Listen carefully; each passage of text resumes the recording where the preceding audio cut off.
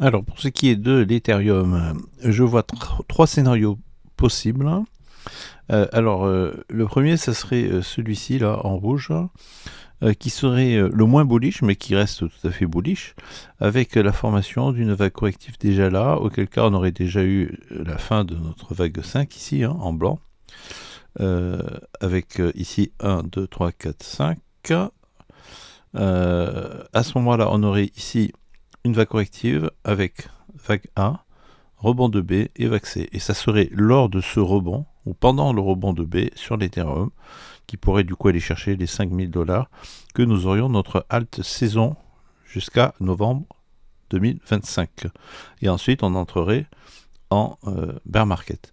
Ça, c'est une solution. Alors, la deuxième, qui serait plus bullish, ça serait celle en bleu clair. Alors, c'est celle que j'aurais tendance à privilégier malgré, on va dire, la structure qui est inhabituelle par rapport à une impulsive, puisqu'on aurait eu une très longue vague 1 ici, ensuite vague corrective, vague 2, et qui nous resterait à former assez rapidement, du coup, les vagues 3, 4 et 5, mais avec, vous voyez, ici, pour le coup, une vague 3 qui se formerait beaucoup plus rapidement que la vague 1, une vague 4 qui devrait aussi se former plus rapidement que la vague 2, ou qui serait en tout cas moins prononcée, et enfin une ultime vague 5, auquel cas on pourrait aller chercher un objectif dépassant les 10 000 $ pour l'Ethereum.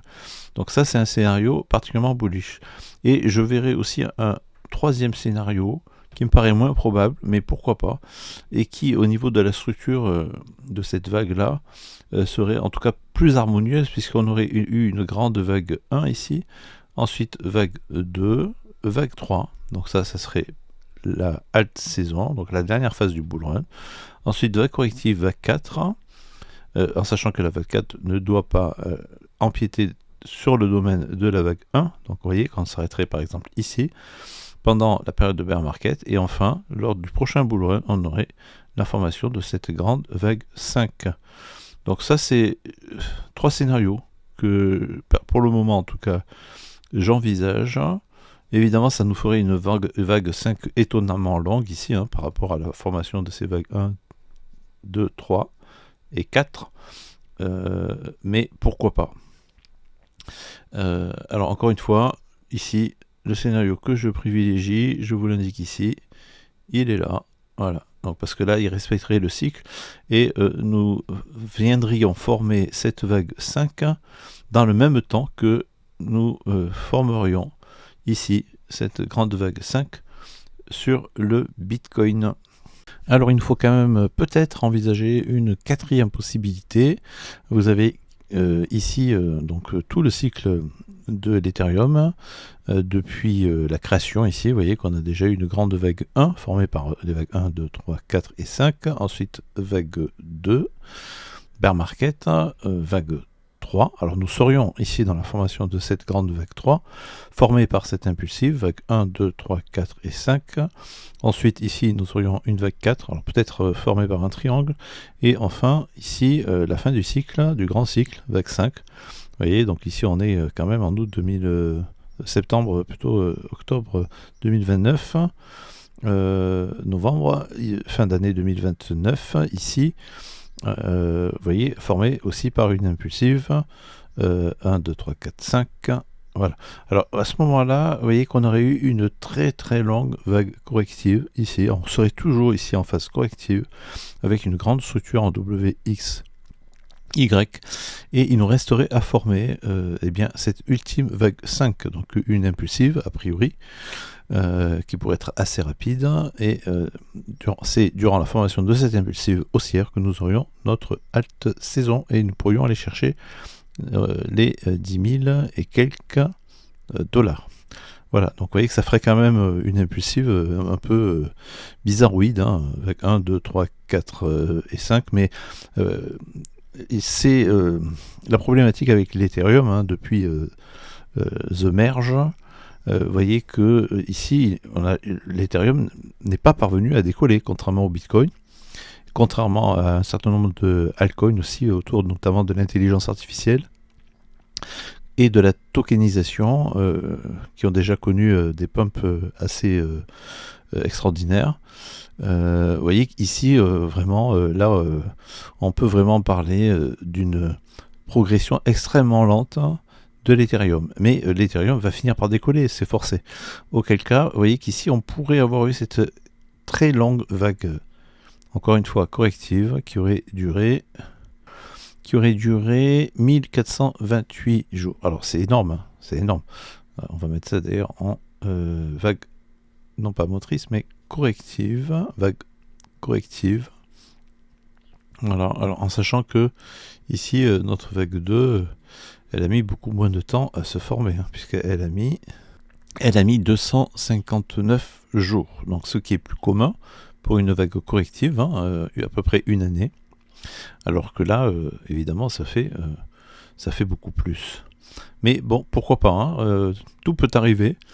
Et une vague corrective peut être extrêmement longue, hein, et parfois défier toute logique, hein, puisque en règle générale, il y a un rapport de proportionnalité entre une vague 4 et une vague 2. Mais quand il y a eu des changements sur le fondamental, ce qui a été le cas ici avec l'Ethereum, hein, encore une fois, avec le The Merge, du coup, tout peut changer et on peut se retrouver avec une vague de 4 extrêmement longue. Donc pourquoi pas? C'est en tout cas un scénario qu'il nous faut aussi envisager. Sur ce, je vous dis à très bientôt. En conclusion, je vous rappelle que la chaîne est en partenariat avec l'exchange BitGate. Mieux vaut ne pas mettre tous ses œufs dans le même panier et avoir plusieurs exchanges est tout à fait opportun. Sur CoinMarketCap, parmi le top des plateformes d'échange de produits dérivés sur crypto-monnaie, BitGate est classé en numéro 4 pour les produits dérivés et Oconta en numéro 6, donc un excellent exchange, dont vous trouverez un lien d'affiliation en description de cette vidéo. Alors je vous invite aussi à nous rejoindre sur le Discord de la chaîne où, moyennant un don, vous aurez accès à l'intégralité des salons de la chaîne avec l'analyse technique et fondamentale d'une centaine de crypto-monnaies classées par capitalisation. Vous voyez que vous avez les large caps, mid caps, low caps et puis même les very low caps et les nano caps. Sachez aussi que moyennant un don, vous pouvez vous procurer le PDF de la chaîne qui compte actuellement 150 pages avec toutes les règles d'Elliott en français avec aussi d'autres méthodes d'analyse. Et vous voyez que l'intérêt ici, c'est qu'il vous suffit de cliquer sur la rubrique, par exemple, vague motrice, pour avoir toutes les règles de l'Elliott Wave résumées ici en quelques lignes et avec aussi des schémas. Donc c'est particulièrement pratique pour apprendre à maîtriser l'Elliott Wave. Enfin, vous pouvez nous rejoindre sur le compte Twitter de la chaîne qui compte actuellement, vous voyez, 1700 abonnés et avec ici des mises à jour régulières sur notamment l'analyse technique du Bitcoin, mais aussi d'un certain nombre d'altcoins. Et c'est tout à fait complémentaire avec le Discord et la chaîne YouTube. Sur ce, je vous dis à très bientôt.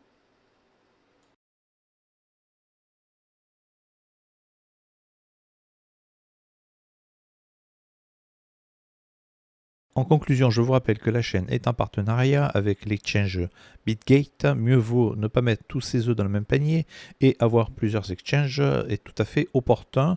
Sur CoinMarketCap, parmi le top des plateformes d'échange de produits dérivés sur crypto-monnaie, BitGate est classé en numéro 4 pour les produits dérivés et Oconta en numéro 6, donc un excellent exchange, dont vous trouverez un lien d'affiliation en description de cette vidéo. Alors je vous invite aussi à nous rejoindre sur le Discord de la chaîne où, moyennant un don, vous aurez accès à l'intégralité des salons de la chaîne avec l'analyse technique et fondamentale d'une centaine de crypto-monnaies classées par capitalisation. Vous voyez que vous avez les large caps, mid caps, low caps et puis même les very low caps et les nano caps. Sachez aussi que moyennant un don, vous pouvez vous procurer le PDF de la chaîne qui compte actuellement 150 pages avec toutes les règles d'Elliott en français avec aussi d'autres méthodes d'analyse. Et vous voyez que l'intérêt ici, c'est qu'il vous suffit de cliquer sur la rubrique, par exemple, vague motrice, pour avoir toutes les règles de l'Elliott Wave résumées ici en quelques lignes et avec aussi des schémas. Donc c'est particulièrement pratique pour apprendre à maîtriser l'Elliott Wave. Enfin, vous pouvez nous rejoindre sur le compte Twitter de la chaîne qui compte actuellement, vous voyez, 1700 abonnés et avec ici des mises à jour régulières sur notamment l'analyse technique du Bitcoin, mais aussi d'un certain nombre d'altcoins. Et c'est tout à fait complémentaire avec le Discord et la chaîne YouTube. Sur ce, je vous dis à très bientôt.